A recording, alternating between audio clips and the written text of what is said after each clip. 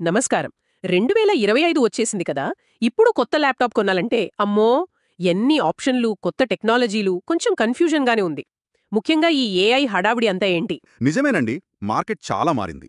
అందుకే ఈరోజు మనం 2025 భారతీయ ల్యాప్టాప్ మార్కెట్‌ను కొంచెం లోతుగా చూద్దాం. అంటే భారతదేశ ల్యాప్టాప్ కొనుగోలు గైడ్ 2025 నివేదిక ఉంది కదా! దాని ఆధారంగా ఏఐ ప్రభావం ఏంటి? ముఖ్యమైన హార్డ్‌వేర్ ఏది? మన అవసరాలకు తగ్గట్టు ఎలా ఎంచుకోవాలి? ఇవన్నీ చర్చిద్దాం. అబ్బా! భలే మంచి పని. అంటే ఈ సమాచారంతో ల్యాప్టాప్ ఎంపిక కాస్త సులభమవుతుందన్నమాట. బాగుంది. మరి మొదలుపెడదామా? ముందుగా ఈ ఏఐ ల్యాప్టాప్ల గురించి చెప్పండసలు. ఏంటివి? తప్పకుండా. చూడండి, ఇప్పుడు ల్యాప్టాప్లు కేవలం పనిచేసే మిషన్లు కాదు. అవి హ్మ్. తెలివైన పార్ట్నర్స్ లాగా మారుతున్నాయి. దీనికి ప్రధాన కారణం ఎన్‌పియు, అంటే న్యూరల్ ప్రాసెసింగ్ యూనిట్. ఇది ఏఐ పనుల కోసమే ప్రత్యేకంగా పెట్టిన చిప్ అన్నమాట. ఎన్‌పియు. అదెలా ఉపయోగపడుతుంది మనకి? కాస్త వివరంగా చెప్తారా? చెప్తాను. అంటే ఇది ఏఐ టాస్క్‌లను క్లౌడ్‌కి పంపకుండా నేరుగా ల్యాప్టాప్‌లోనే చేస్తుంది. దానివల్ల చాలా వేగంగా పనిచేస్తుంది. మన డేటా కూడా ప్రైవేట్‌గా ఉంటుంది. ఇంకా చెప్పాలంటే బ్యాటరీ లైఫ్ కూడా ఆదా అవుతుంది. ఓహ్! అలాగా? అవును. Intel core ultra series 2, AMD Ryzen AI 300 series, Qualcomm Snapdragon X elite, ఈ కొత్త ప్రాసెసర్లన్నిట్లోనూ ఈ ఎన్‌పియులు వస్తున్నాయి. ఆహా! అంటే ల్యాప్టాప్ లోపలే ఒక చిన్న ఏఐ మెదడు లాంటిది అన్నమాట. భలే ఉంది. మరి ఈ కోపైలట్ ప్లస్ పీసీల సంగతేంటి?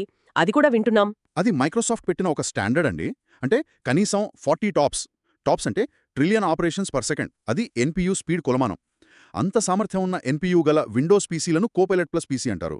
ఇవి రీకాల్ లాంటి కొన్ని స్పెషల్ ఏఐ ఫీచర్లను కూడా అందిస్తాయి. ఏసుస్, మైక్రోసాఫ్ట్ సర్ఫేస్ లాంటివి వీటిని ఇండియాలో తెస్తున్నాయి. ఓకే. ఓకే. అర్థమైంది. అంటే భవిష్యత్తులో ఈ ఎన్‌పియు, కోపైలట్ ప్లస్ అనేవి చాలా కీలకం కాబోతున్నాయి.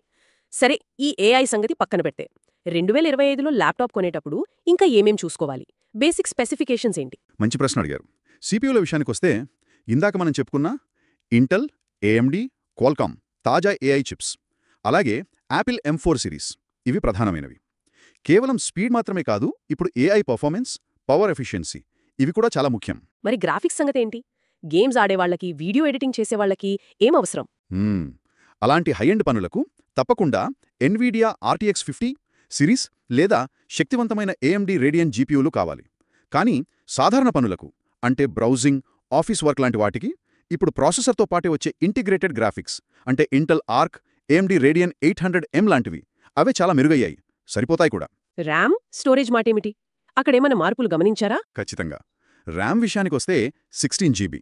అది వేగవంతమైన LPDDR5X లేక DDR5. ఇది ఇప్పుడు చాలామందికి స్టాండర్డ్ అవుతుంది. 8 జీబీ సరిపోదా? కొన్ని పనులకు సరిపోతుందిలేండి. కానీ 16 జీబీ ఉంటే మల్టీటాస్కింగ్ చాలా స్మూత్గా ఉంటుంది. ప్రొఫెషనల్స్ అయితే 32 జీబీ లేదా అంతకంటే ఎక్కువ చూసుకోవడం మంచిది. ఇక స్టోరేజ్, ఎన్విఎంఈ ఎస్ఎస్డి తప్పనిసరి. పాత ఎస్ఎస్డీల కన్నా ఇది చాలా చాలా వేగం. ల్యాప్టాప్ మొత్తం అనుభవాన్ని ఇది మార్చేస్తుంది. ఎంత సైజుండాలి? కనీసం 512 జీబీ. వీలైతే 1 టీబీ తీసుకోవడం ఇంకా మంచిది. డిస్ప్లేలు కూడా బాగుండాలి కదా? అవునవును. ఫుల్ హెచ్డి 1920x1080 కనీస ప్రమాణం. కానీ ఇప్పుడు ఓలెడ్ లేదా AMOLED ప్యానెల్స్ వస్తున్నాయి. అద్భుతమైన రంగులు, మంచి కాంట్రాస్ట్, కంటికి కూడా హాయిగా ఉంటాయి. అలాగే 120 హెర్ట్జ్ రిఫ్రెష్ రేట్. అది ఉంటే స్క్రోలింగ్, వీడియోలు చూడటం చాలా స్మూత్గా అనిపిస్తుంది. ఇక బ్యాటరీ లైఫ్, పోర్టబిలిటీ, ముఖ్యంగా ఇండియాలో అటూ ఇటూ తిరిగేవారికి ఇవి చాలా ముఖ్యం కదా? నిజమే. ఇప్పుడు ల్యాప్టాప్లు కనీసం 8 గంటల బ్యాటరీ లైఫ్ ఇస్తున్నాయి. యాపిల్ M సిరీస్ లేదా స్నాప్డ్రాగన్ ఎక్స్ ఎలైట్ వంటి ARM ఆధారిత చిప్స్ ఉన్నవైతే 12-15 గంటలు లేదా అంతకంటే ఎక్కువ కూడా వస్తాయి. బరువు కూడా 1.6 కిలోల లోపు ఉంటే తీసుకువెళ్లడానికి తేలిగ్గా ఉంటుంది. ఓకే. ఇప్పుడు మన భారతీయ మార్కెట్ విషయానికి వద్దాం. ఇక్కడ ఏ బ్రాండ్లు ఎక్కువగా కనిపిస్తున్నాయి? ధరలు, సర్వీస్ ఎలా ఉన్నాయి? చూడండి, HP, Dell, Lenovo, Apple, Asus ఇవి ప్రధాన పోటీదారులు. ఒక్కో బ్రాండ్కు దాని బలాలు, టార్గెట్ ఆడియన్స్ ఉంటారు.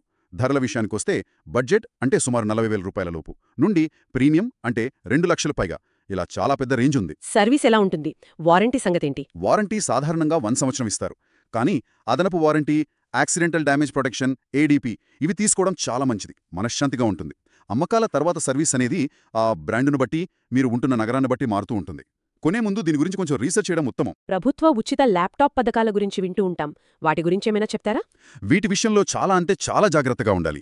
తమిళనాడు లాంటి కొన్ని రాష్ట్రాలు నిజమైన పథకాలు నడుపుతున్నాయి, కానీ మోసపూరిత వార్తలు కూడా చాలా ఎక్కువగా వ్యాప్తిలో ఉన్నాయి. సో కేవలం అధికారిక ప్రభుత్వ వెబ్సైట్లు, కాలేజీల ప్రకటనలను మాత్రమే నమ్మాలి. వాట్సాప్ ఫార్వర్డ్లను అస్సలు నమ్మొద్దు. కరెక్ట్.